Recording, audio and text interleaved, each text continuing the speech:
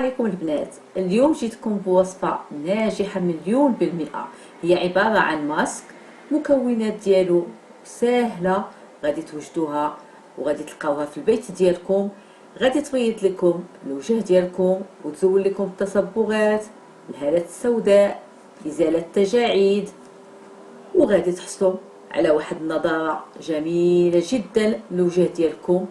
واللي شافكم غادي يسولكم اشنو تديروا البشره ديالكم.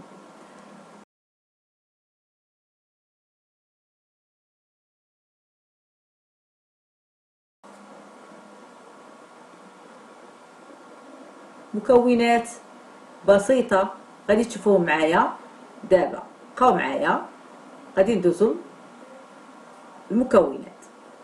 اذا البنات الوصفه ديالنا ما غاديش تحتاج شي مكونات صعيبه اللي ما غاديش نلقاوها، كلشي متوفر عندنا في المنزل. الحاجه الوحيده اللي خاصكم تشريوها، تقدر شي واحد ما تكونش عنده في الدار، هي هاد الصابونه ديال المنجل. كيف تشوفوا مرسوم فيها المنجل هنايا. هاد الصابونه هي العنصر الاساسي في هاد الوصفه.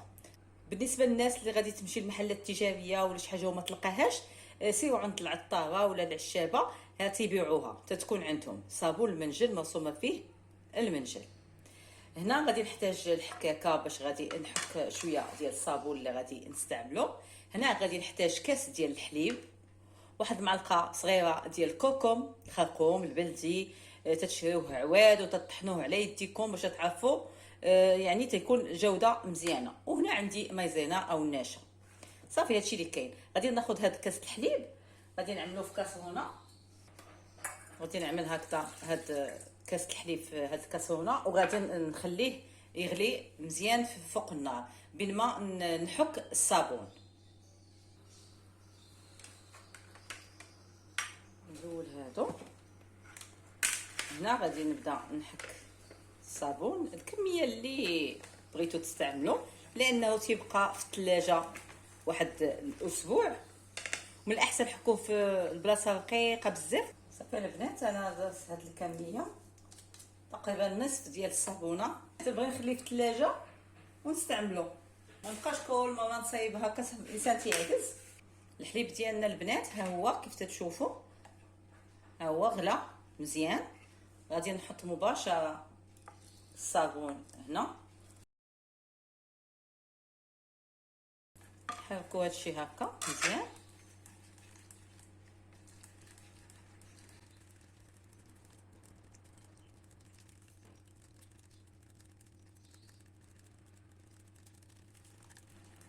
نبقاو نحركو حتى تيولي هكا، شتو تيبدا تيولي على شكل كريمه. خاصكم تحركو مزيان. هاد الوصفه البنات غزاله غزاله غزاله. اللي غادي يشوفوه وجهكم غادي يسولكم عليها. غير ما تنساوش البنات، الله يخليكم، واحد لايك واحد بارطاج باش تعم الفائده. دابا البنات غادي ناخذوا النشا، وغادي ناخذ منها واحد المعلقه.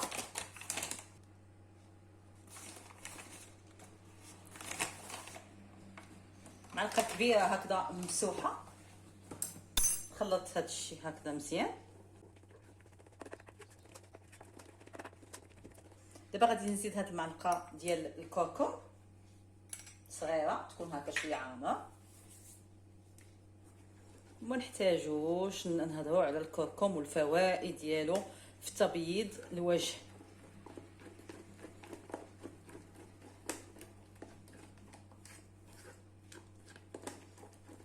شوفوا الكريمه كيفاش ولات كريمه. غادي ناخذ قنينه هكا تاع الزجاج. من الاحسن يكون زجاج، ما تاخذوش بلاستيك. انا تيعجبني هكذا دائما. دائما الزجاج تيكون صحي. نعمر هاد قنينه الزجاج على هذا الشكل.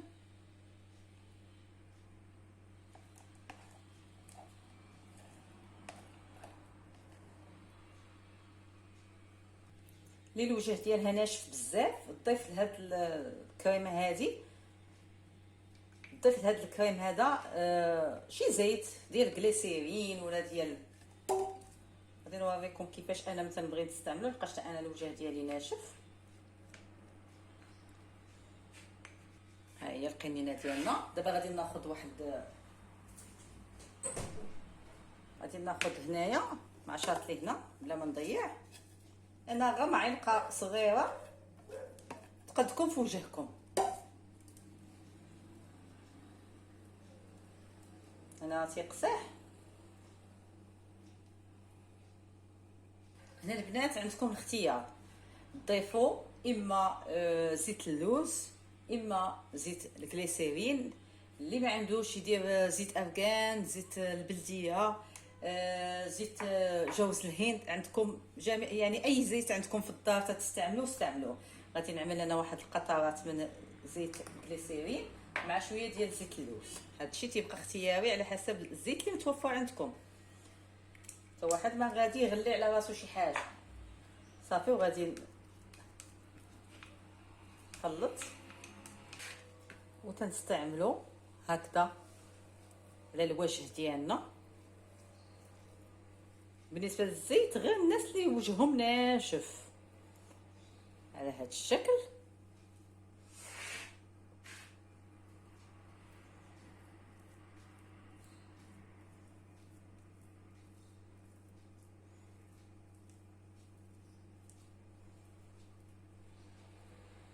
هكذا البنات تستعملوه على الوجه ديالكم كامل. العنق ما تنساوش العنق حتى هو. بالنسبه اللي عندها الكحوليه في الركبه ديالها، المناطق الحساسه، في جميع الاماكن يمكن لكم تستعملوه في الوجه ديالكم وفي الجسم ديالكم كامل، جوج في واحد. بالنسبه هاد الكريم هذا تستعملوه نهار لا، بامكانكم تستعملوه يوميا. خلوه غير في الثلاجه. خذوا الكميه كي درت انا واحد شويه هكا، تزيدوها الزيت ولا شوفوا نتوما شنو بغيتو تزيدوا باش شويه تطلق. يمكن لك تزيدي غير شويه الحليب. لا ما لقيتيش بغيتي باش تطلق لكم شي شويه، زيدوا غير شويه الحليب. صافي تستعمليه على الوجه ديالك. الوجه ديالك ولا بد ما يكون مغسول مزيان. غسليه نشفيه مزيان عاد تستعملي الماسك. دائما لي ماسك نستعملوهم على الوجه اللي تيكون نظيف باش الماسك ديالنا تعطي واحد النتيجه اللي هي مزيانه. صافي وتنخلوه عندنا على حسب نوع البشره، عندنا من 20 دقيقه حتى 30 دقيقه. المهم نتوما غادي تشوفوا بان الماسك ديال نشف، وجهكم ما بدا هكذا تيتجمع ونشف الماسك. صافي تنغسلوا الوجه ديالنا مزيان لان هي اصلا صابون، يعني تغسلوا غير هكذا غير الكشكش غير راسو مزيان. صافي تغسلوا مزيان الوجه ديالكم وتمسحوه وديروا الترطيب. كل وحده ترطب باش بغات على حسب الكريم اللي عندها. انا بالنسبه لي تنرطب غير ماء الورد. يمكن لكم ترطبوا بزيت الزيتون، رطبوا به الوجه ديالكم، ولكن في الصباح غسلوا وجهكم مزيان قبل ما تعرضوا للشمس، لان الزيوت في الشمس شويه تتاثر على الوجه. خاصكم في الصباح تغسلوا مزيان الوجه ديالكم بالصابون. صافي البنات كانت هذه هي الوصفه. نتمنى تجربوها لانها وصفه رائعه وغادي تعجبكم بزاف. وبالنسبه لهذا الكريم هذا خلوه اسبوع في الثلاجه وبقاو تستعملوا به. ما تكتوش على ما تزيدوش على اسبوع. صافي والنتيجه ان شاء الله غادي تكون هائله. صافي البنات كانت هذه هي نهايه الفيديو ديالنا. نتمنى نتلاقاكم ان شاء الله مع وصفه جديده ان شاء الله.